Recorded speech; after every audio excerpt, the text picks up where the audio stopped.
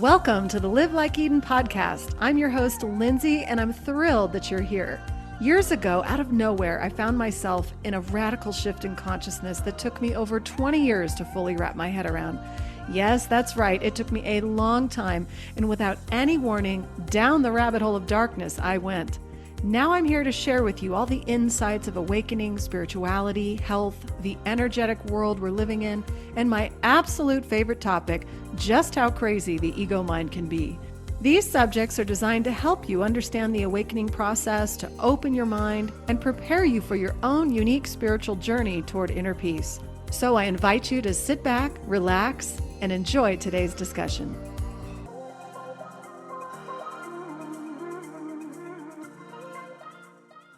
Before we get started with today's show, I want to share with you something I've been working on.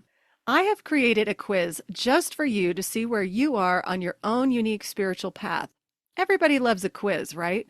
You can go to my website at livelikeeden.com, click on the quiz pop-up, and answer 10 quick questions. You'll get an immediate response emailed to you with your results, a personalized podcast playlist including 5 Live Like Eden episodes that will offer you assistance where you currently are. And I've also thrown in a few bonus episodes that you'll receive a few days later. If you're a spiritual junkie, you're in the midst of awakening, or you're simply curious where you might be in your own spiritual process, check it out and feel free to share with your friends who might be interested too. I had a lovely chat with a woman by the name of Kristin Kirk recently, who's a spiritual teacher, a gifted healer, with a very unique ability to see on a multidimensional level. And she applies this awareness that she has when she's working one-on-one with people or in group settings. I'm going to play the interview here for you. I hope you enjoy it. I will link all of Kristin's website information and the soul classroom that she offers on her website in the show notes for you if you are interested in learning about more of what she has to offer. So sit back and relax, enjoy the chat, and I will see you all next week. All right, well, welcome to the show, Kristin. I'm so happy that you're joining us here today. Thank you so much. It's an absolute delight to be here. So you're a spiritual teacher and healer, and you have a very unique set of gifts that help to assist other people with their own awakening or transformation process. And you also use multidimensional awareness, which I'm really excited to hear about from you. But before we get into that, I thought it would be a great opportunity for you to just share your own personal experience with awakening, sort of how you got to be where you are today. So I'll just kind of give you the space to share that experience. Sure. Thank you so much. There are so many different components to it, but there were 3 key components that all converged. I hadn't known anything about awakening. I hadn't heard the term. I wasn't on a spiritual path in that particular way. And I had a shiatsu massage private practice where I was seeing clients regularly. And there was this deep inner knowing that I was supposed to be doing a different kind of healing work. So I started exploring things, and I studied some African shaman and Mayan healing and some different kinds of healing. And what ended up happening was they were all beautiful practices and brilliant traditions and teachings, but I ended up just recognizing that that wasn't the way. They were either using muscle testing or doing different powerful rituals, but I was already seeing behind the scenes. Yeah. So I was seeing the guides that were coming from the different traditions to do the healing work behind the scenes. So there were rituals being performed of activities that weren't what the healing was actually being derived from. It was the relationship, but I couldn't just keep functioning in that way. So I ended up coming into this profound surrender on the inside of collapsing back inwards, giving up my life's volition, giving up my purpose in life, where all that energy that fueled me on the inside didn't manifest. I couldn't make it happen. And so there was this profound inner collapsing, surrendering back in through from whence that drive came, Mm-hmm. in this surrendered collapse of failure of I can't do it. If you, divine truth on the inside that's calling me into being, if you want this to happen, you're going to have to do it. Yeah. So there was a profound surrender, and at the same time there was a recognition that that voice that I trusted I always kept in the back seat, and that I was driving, and that I believed that I trusted that voice with my life. And so I had this moment recognition that there was some hypocrisy in there. If I really trusted that voice with my life, why was it in the back seat, and why was I still driving? Right. So yeah, so I decided to do an experiment and see what would happen if I put that voice in the front seat and let it drive. And when I did that, I had three fears come up. And one was that my life would totally change. And I loved my life. I didn't want it to change. I loved my practice and the people I was seeing and where I lived and the dancing I was doing. I mean, everything I loved. So there was this fear that my life would change, that I would lose absolute control over everything, and that I would be profoundly bad. Hmm. So yeah, so these were quite intense fears. And so I grappled with this for a little bit, Yeah. and decided that truth was more important to me. And if all of those things happened and I was inherently bad, to the core, that if that was the truth, then that was the truth. And if I was just going to fail in terms of my core existence in the face of truth and life and spirit and God, that I needed to know the truth. Yes. So there was a convergence of these three things: surrendering my purpose, inviting that small voice in the back to drive, and being willing to accept all three of those fears actually being true. So that was what triggered it. Nothing happened in the beginning. I just surrendered all that, but I could feel that something different was happening on the inside. Mm-hmm. And um, and then one day in my office, I was working on somebody, and all these pictures started coming out of this client's body where all the pain was. Mm. And I started seeing these detailed images of things that had happened in his childhood that were the underlying reasons for the back pain in the place where it was. And when that happened, then I also started seeing how to start clearing out the pain that was there. So for me, my awakening is completely dovetailed with the healing work that I offer.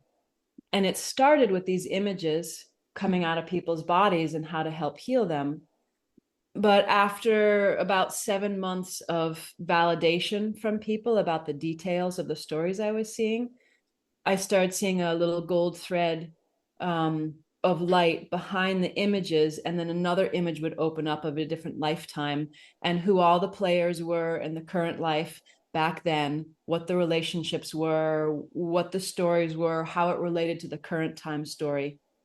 And my consciousness started to shift to be able to see from a larger and larger and larger perspective in through consciousness. So my identity had to keep surrendering over and over and over again in order to meet the needs of what the healing work was calling forward. Right. That's the short version. It was a little long, but that's the short version. I imagine it was really long. I'm sure you had a lot of learning curves in there. um, it's more like I learned how to surrender. I learned how to meet that cutting edge in consciousness where identity willingly surrenders itself in totality to Right. be um, I don't know what words to use, like returned to a deeper truth. I mean, it feels like dying, right? It feels Yeah. like annihilation, not dying. It feels like annihilation, but it's a Like the different self, flavor. right? Like the Yeah, self yeah, just goes poof. Yeah. yeah. Was that a moment specifically that that occurred, or did it just sort of gradually happen for you, where you felt that the Um, self just sort of took that final back seat, and you know, was there a particular moment, or just kind of all these things building up? it's been continual, Hmm. actually. Yeah. And so each layer, there would be, let me just see how I can answer that in a different way. Um, it feels to me like it's the game that oneness is playing, and that the first shift was human identity shifting to the soul identity. So there was a sense of total letting go and dissolving. And then what was present was a sense of identity that remembered all my past lives and had access to everyone else's past lives. And then there were a number of layers of surrendering all through there until then a much larger level was then reached and then surrendered through. And then I was remembering more on a God consciousness level of worlds being created and creating um, souls and the it's like the deeper functioning of consciousness, and then Yeah. having access to that God realm and the games that are played on that level. Right. The creation level. Yeah. Yeah, and then hitting another level and surrendering through there into a even larger. So I don't know if there's an end. Well, I love your answer because I find a lot of people out in the spiritual world, they want to point to like, there's this moment of everything ends and you get it and it's enlightenment and bliss and all this stuff. But I appreciate what you're saying because it seems to be that it's this constant unfolding and remembering, right, of probably who we truly are and as human beings, right? It seems to be if we are have been incarnating for over and over and over, this is a long process, right? Um, so that's really interesting. I like how you said that. I'd like to add something to what you just said, where the way it looks to me anyway, things are changing. And so that long process has that there's opportunities now to shorten that process. And that's also what my healing work is about. It's helping to accelerate the purifying of conditioning and help build the structures multidimensionally to be able to support higher frequencies of consciousness penetrating the body and coming through to live and embody now. So I agree with you. The process has been going on for a long, eternity, since Yeah. the inception of human consciousness, but there's other consciousnesses that came before that. Yeah. um I want to just add one thing because we're talking about this. In the the soul classroom where I'm doing the healing work and I see everyone's consciousness at the same time, there was an influx of thousands and thousands of enlightened beings from what we're speaking about, this extraordinarily long Yeah. stretch of time beyond what we can conceive. Yeah. And they were sharing the wisdom that has been gained from their inception to their enlightenment, all at once. These beings from everywhere were sharing all this in the soul classroom for everyone's healing and accelerating their awakening and their Yeah. enlightenment. And so so as humans, we've been around a shorter period of time than these beings that came to help, Yeah. and we're looking at our inception through our human evolution, and there's help available, right? There's help available to speed the process that can sometimes feel so painfully slow. Well, right.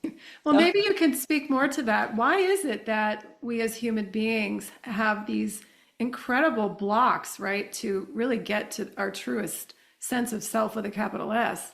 I mean, what is it about the human experience that does seem to make it seem so complicated when, as you're suggesting, does it really have to be? the way I'd like to answer that is not so much why, but but um, what's possible now. Because the weight of the conditioning can feel insurmountable. Yeah. So I'd like to just speak to that truth of how it can feel insurmountable. Yeah. And it's not. So Right. just knowing that on the inside can help people find the light on the inside to, and it might only be like a pinprick Mhm. size Right. of light that one sees. But if you focus on it, it gets bigger. Gets brighter. Or yeah, or if you think about being far away from a tunnel, and it just is this little tiny light, Yeah. but the closer you get, it gets bigger and bigger, and then you can see, oh, actually I can walk through that. Right. That's what it's like. Yeah. And then you So, become that. Then you're in it. exactly. Yeah. Exactly. And everything is you anyway, so then you also can recognize that you're not separate from that. Right. So, can you explain a little bit more about what it means to be a multidimensional being or multidimensional awareness, just for the listeners? What is your way to explain that? um I explain it differently every time I'm asked. Well, let's see what you So do today. yeah, so in this moment, the way it relates to what we were just speaking about, when I was speaking about opening to the soul level and seeing past lives, and then a God creation level, and that we are all created in this way. We all have these different dimensions of our consciousness that we are generating ourselves from. So when I'm when I'm talking about multidimensional, I'm speaking about all these layers of ourself that are simultaneous. Another way you could think about it is of musically, like playing a chord on the piano. There's one note that has a certain tone, and then you find a harmony, Yeah. and those two notes resonate together. So it's kind of like that we are multidimensional sound, Yeah. multidimensional frequency, Hmm. come into coherence with all of that, we can experience ourselves as an embodied harmony where we're not those individual notes.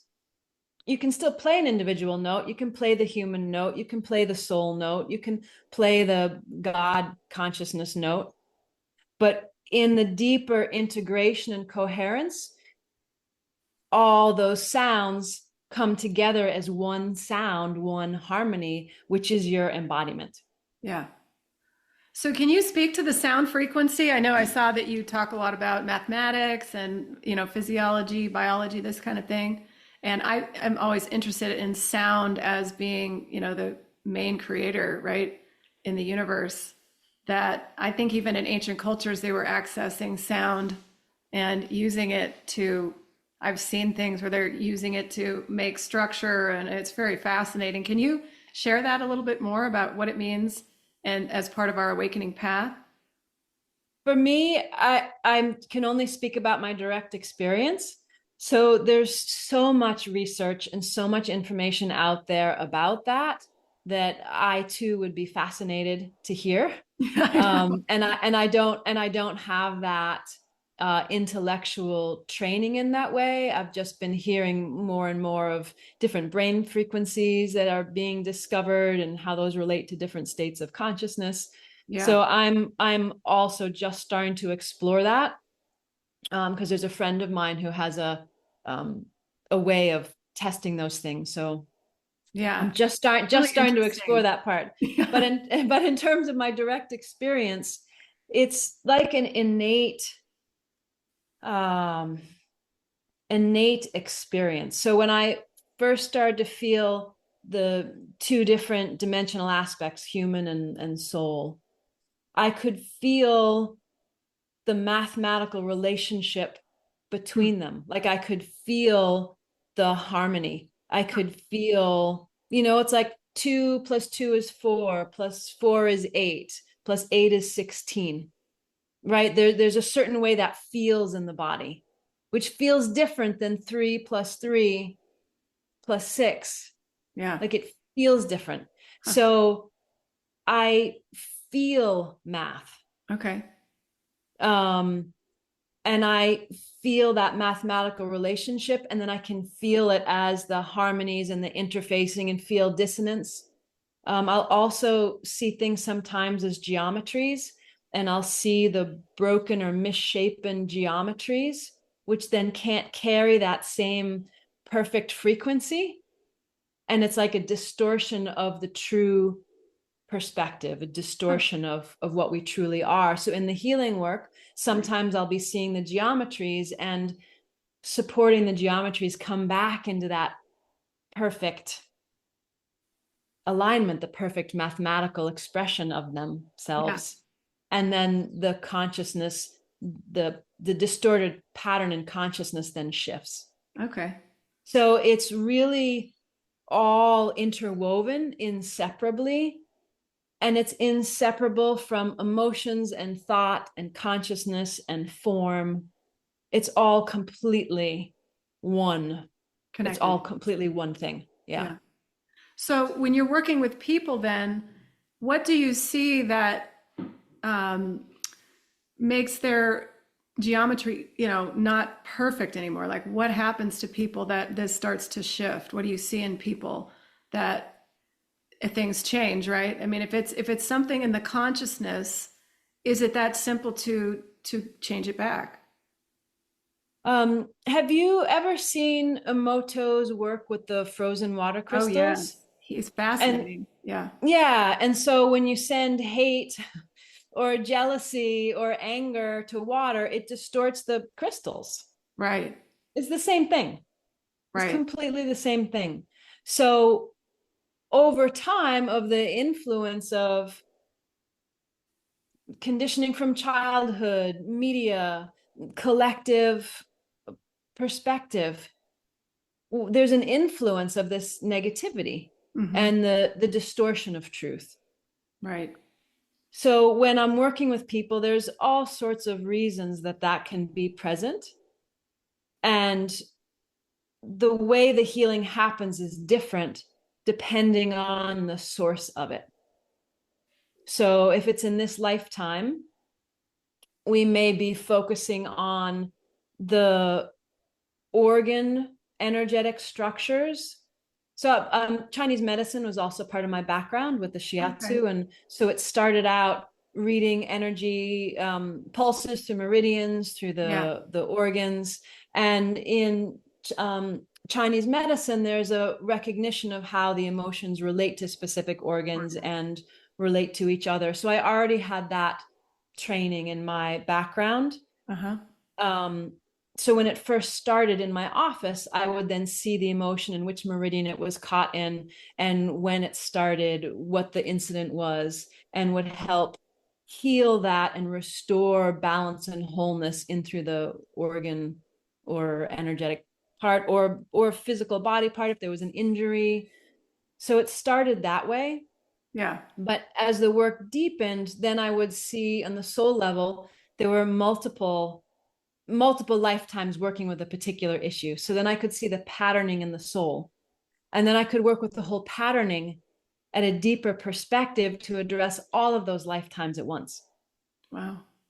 And then working on even deeper levels, I started working with DNA and which includes the whole ancestry and working through larger and larger patterns or Hmm. geometries of Right. consciousness. Yeah. So, So there was one other piece, if I can just yeah, sort yeah, of go ahead. interrupt, in that Yep. you asked, is it that simple?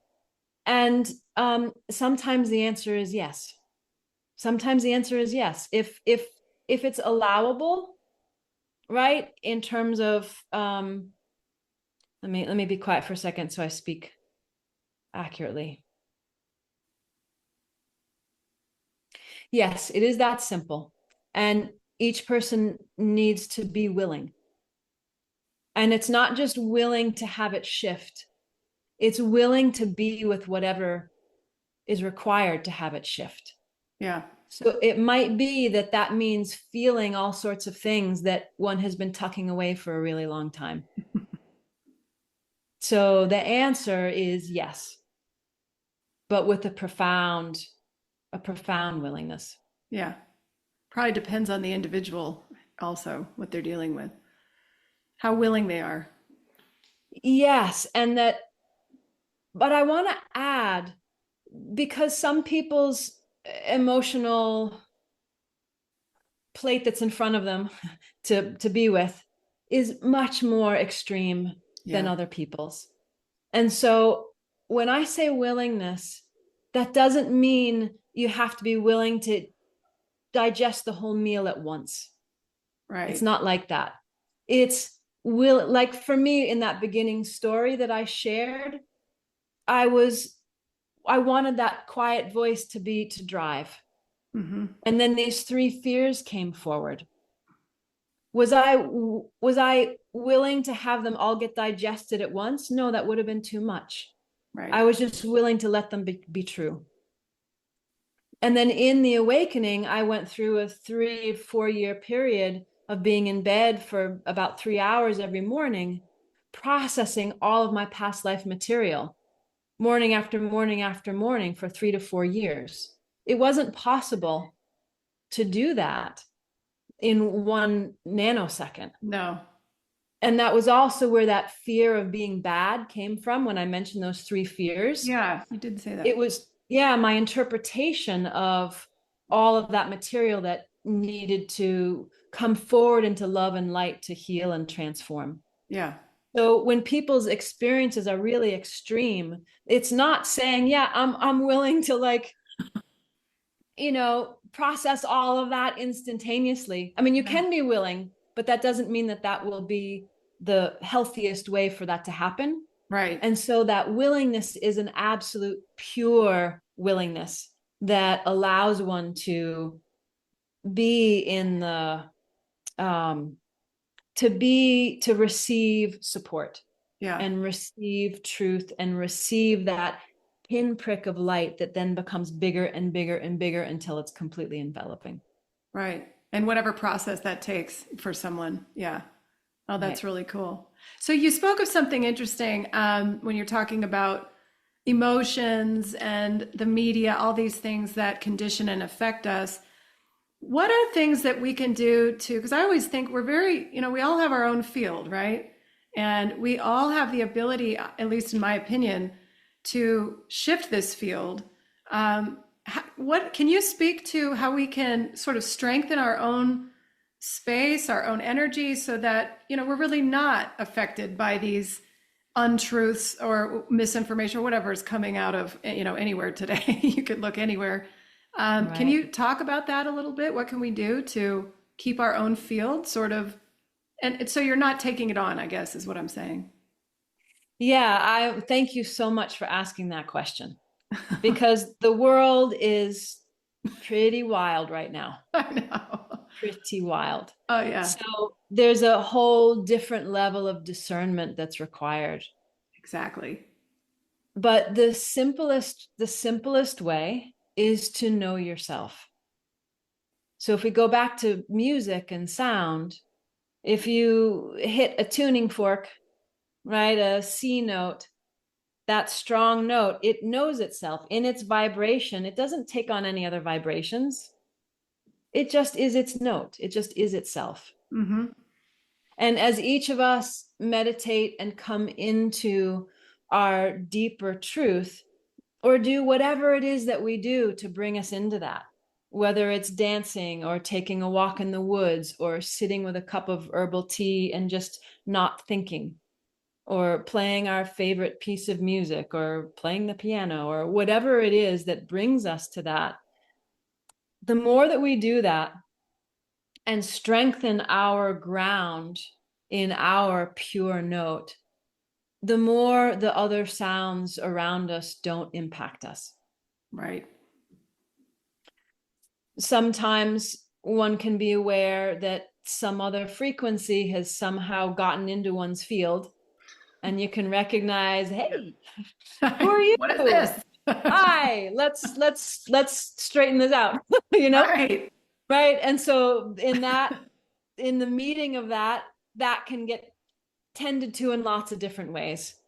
Sometimes there's information that I need as to how it got in, seeing if there's some place where I had a vulnerability, seeing if there's a message for me, understanding someone else more, Yeah. you know, and then allowing that to go back outside the boundary. Sometimes in intimate relationships, we come into a union where we do merge. I don't know if I like the word merge. There's a way one can come into union that allows a recognition of oneness and in exquisite divine interchange that's not quite like merging. So I don't know that I like that word, but there is a overlapping of our fields in a gorgeous divine way. And then in the parting, it's important to then have those fields come back into their sovereignty. Right. Yeah. You know, so that it's not like it's problematic in any way. It's all just information and life. Yeah. No, that's really interesting because when you say sovereignty, I always like this word because, there's the collective and then you still have your own sovereign being to live in and experience as a human being and then work on.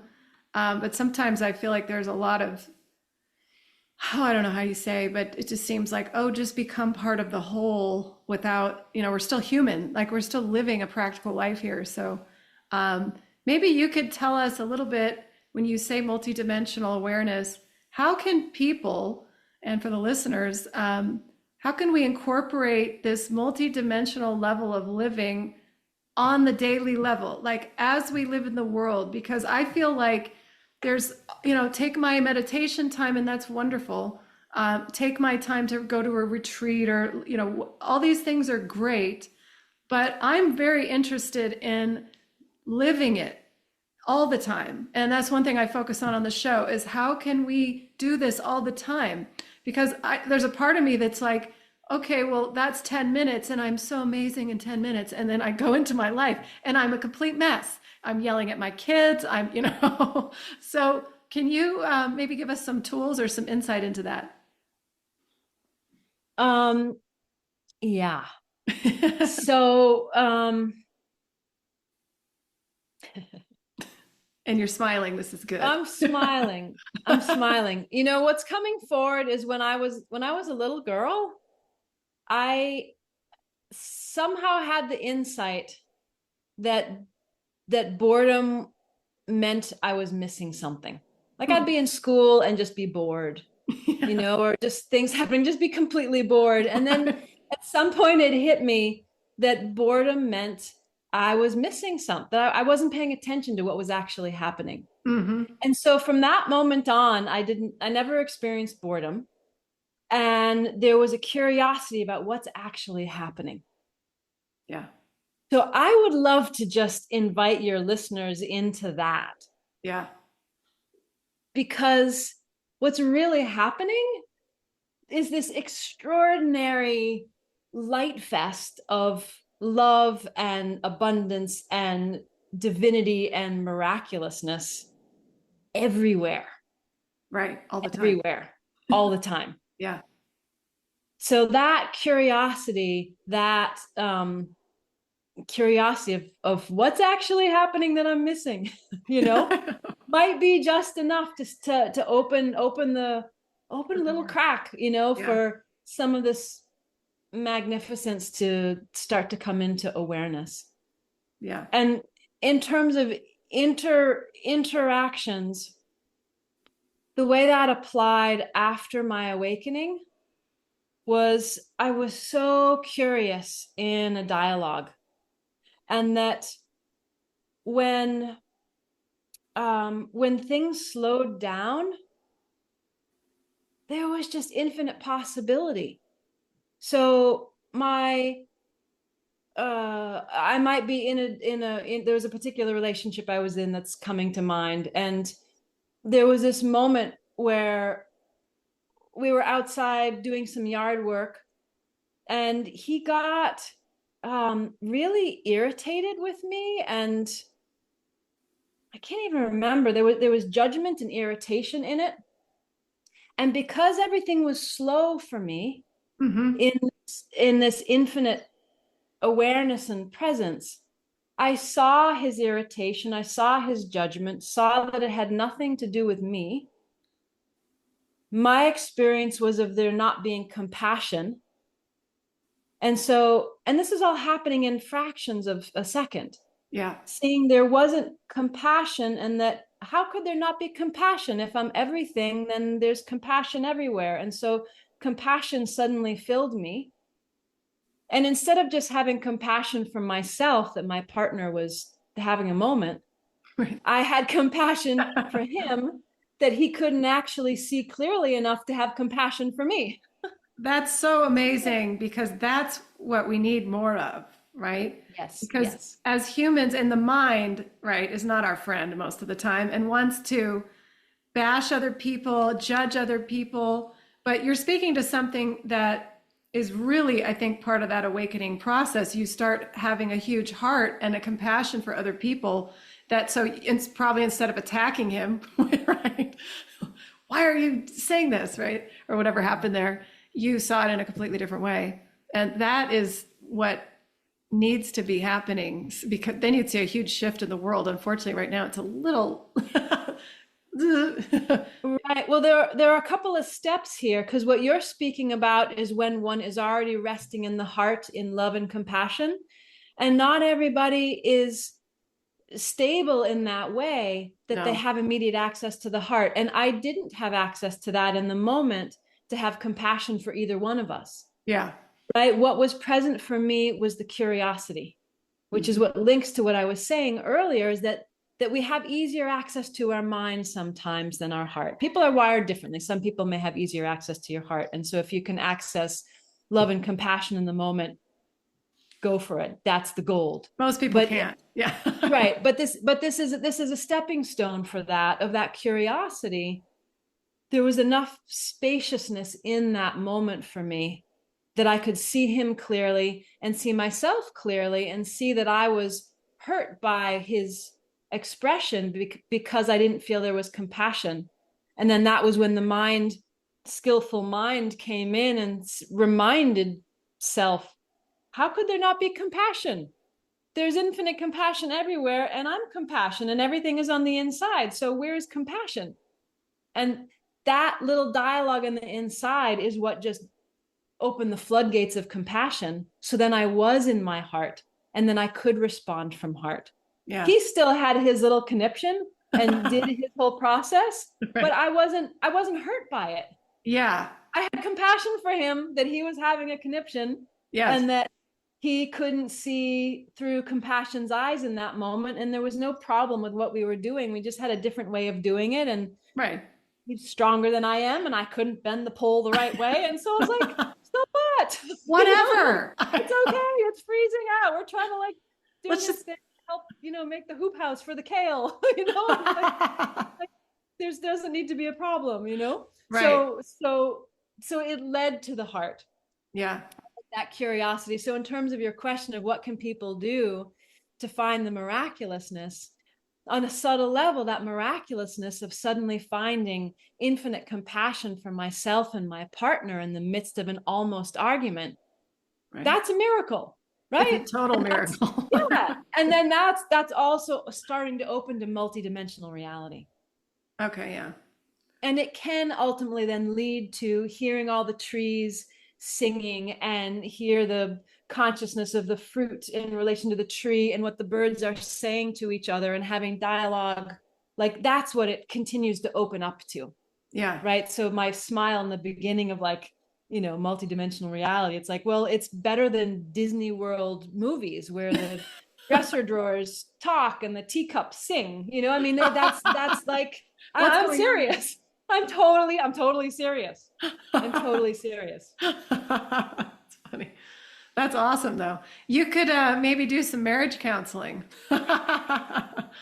Yeah, I mean, it's all in there, right? As we wake up to who we are, it's the deeper truth is then applied in everything. Yeah, that's really beautiful. Maybe we could get into now, like more what you do with your soul classroom. Can you explain what you offer? It's a monthly membership? Is that what it is, or what do you do there? Yeah. So I used to work one-on-one with people. I still do that, but I'm mostly working in this group setting, because there was just too much. We all need so much, Hmm. and I didn't have the life force Yeah. to do enough one-to-one sessions. So things shifted to working in a group. And I'm seeing everyone's consciousness individually in that soul classroom.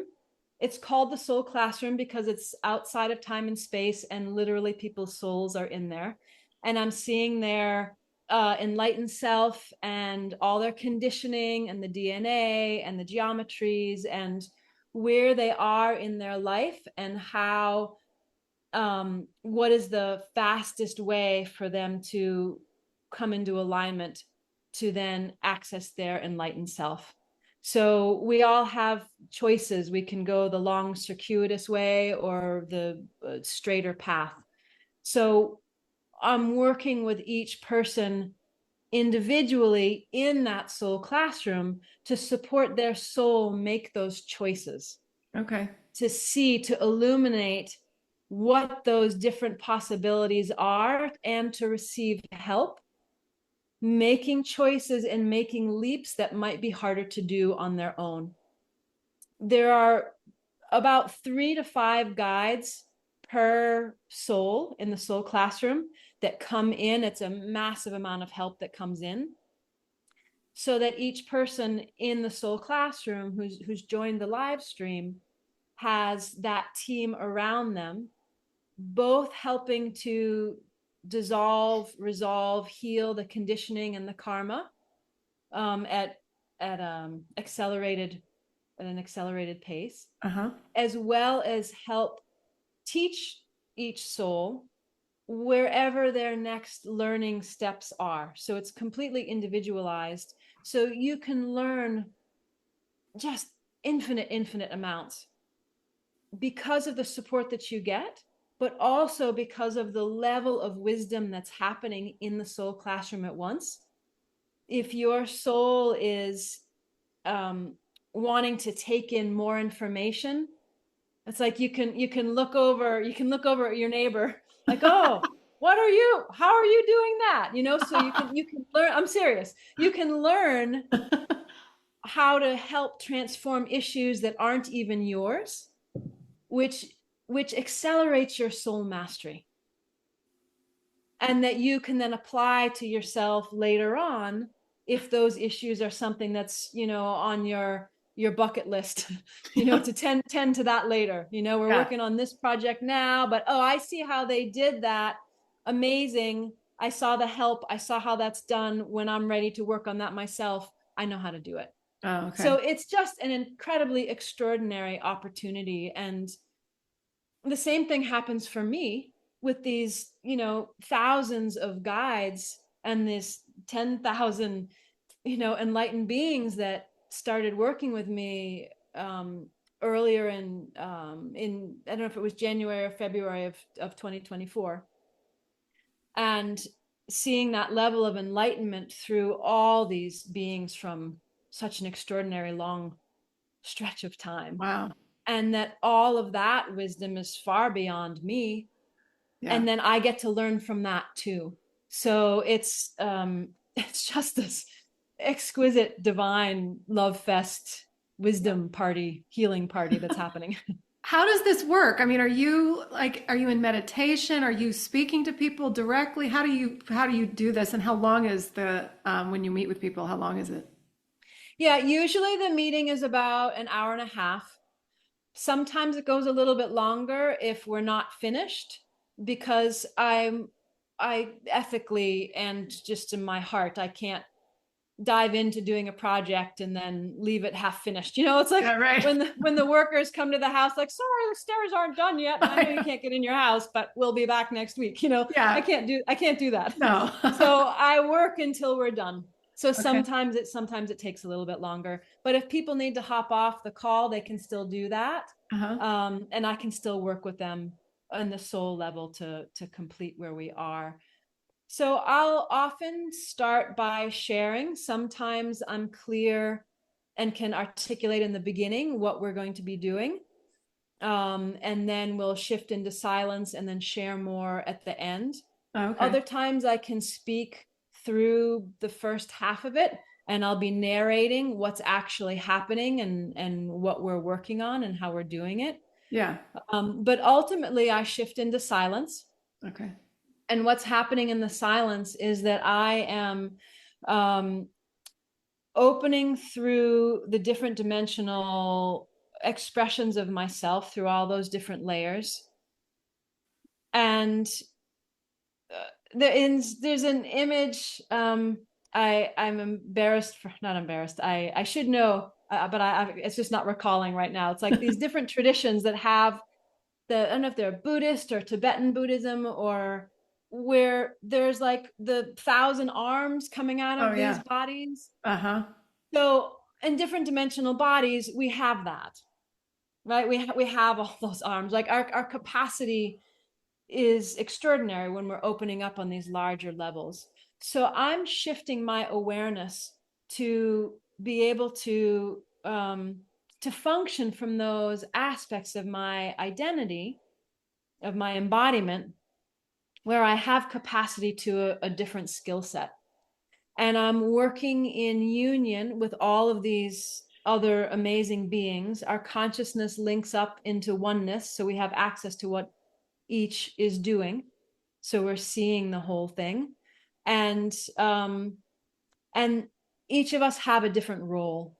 So my role changes from session to session, of whether I'm anchoring certain frequencies, bringing them in, or I'm meeting the details of people's conditioning, or I'm supporting the guides, giving the guides what they need to then be able to go in and tend to the details of someone's conditioning, or I'm opening through atomic consciousness to purify from there, which then purifies the atoms of everybody's body and their being. So there's so many details of what happens in there, but I'm quiet, and there's usually a period of me not speaking, because I'm so deep in that reality, functioning from that place, that I can't also use the apparatus that speaks. Well, that's what I was going to ask you. You must be in sort of an altered state, correct? Some kind of a, I mean, I don't know if it's trance, but I can see where the faculties don't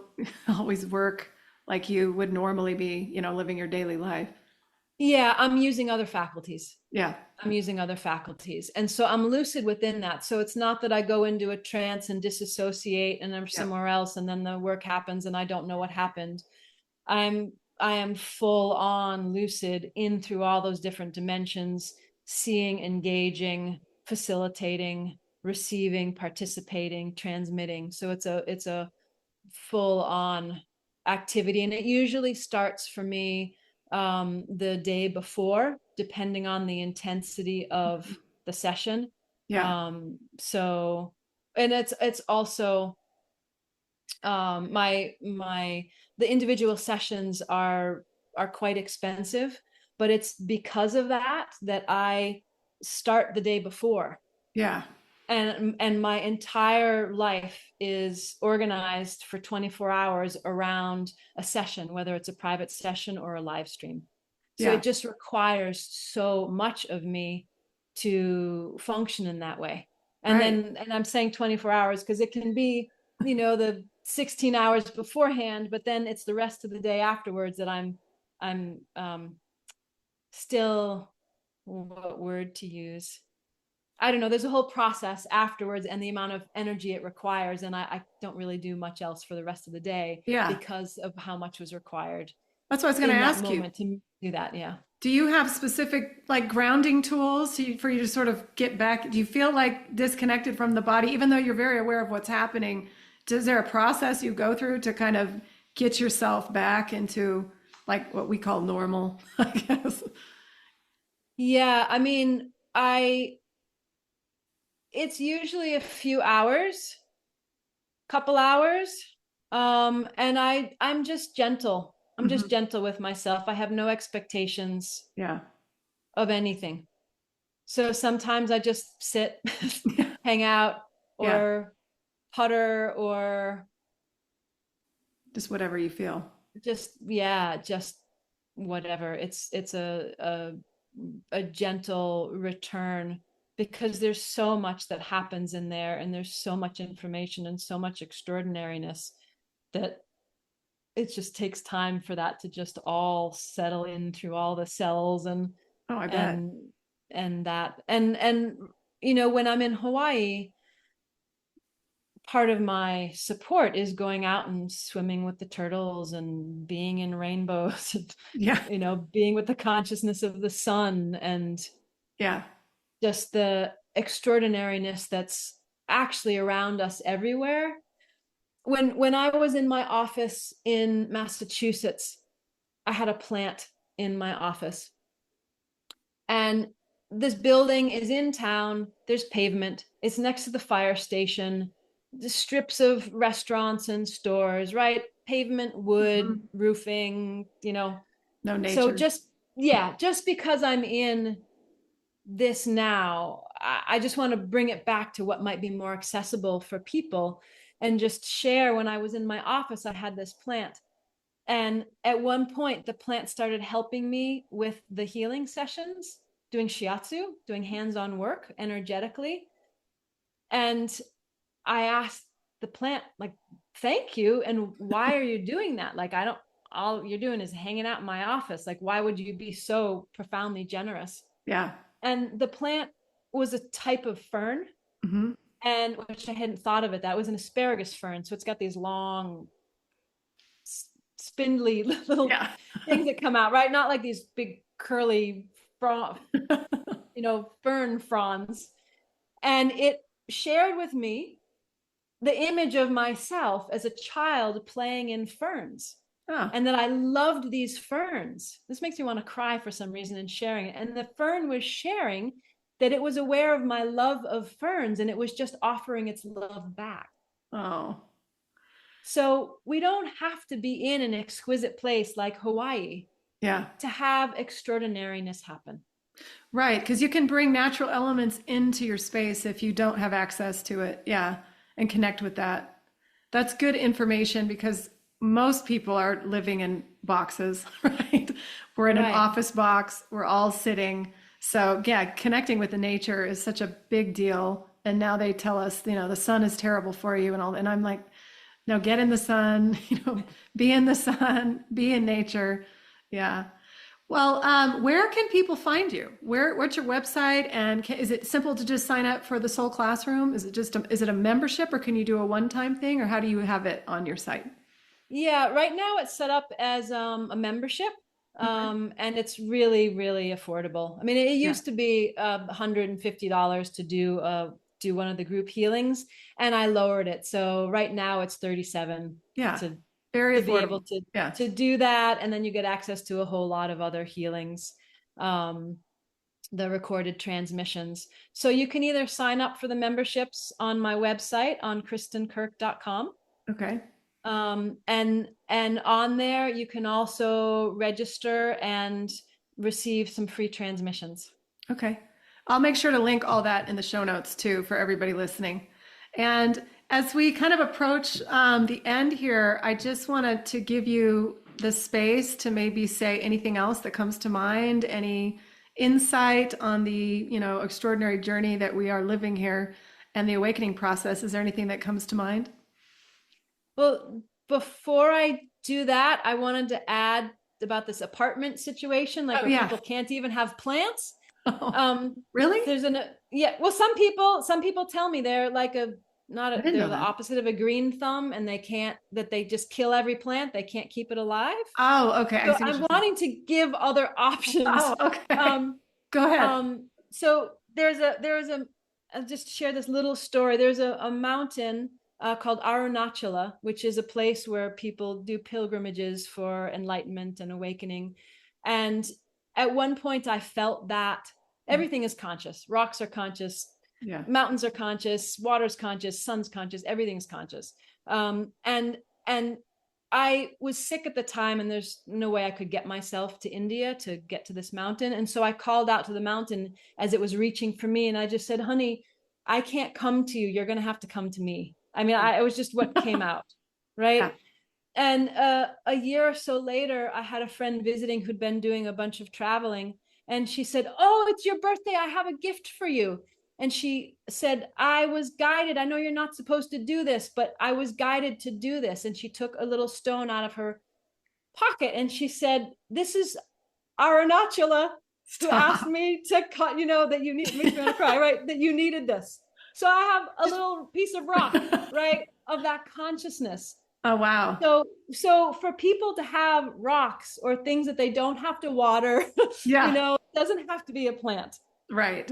Like the natural world is real. It is alive. It Yeah. is conscious. Yeah. My buddy's here, right? Like I was going to say, I have look like at these beautiful crystals I won. profound, profound Where'd you beings get that them? are Where did you buy conscious. these? These were from a dear friend of mine. They were They're gorgeous. actually from the same pod that the Dalai Lama got his batch of crystals Wow. from. She came didn't know, just after he had been there. Uh-huh. And so yeah, so this is from that same pod. So Beautiful. These are from Brazil, Uh-huh. and they're conscious. You can feel the difference between crystals. So when people are looking for crystals, Yeah. you could go to a number of shops and not have one that calls out to you. That is okay. Yeah.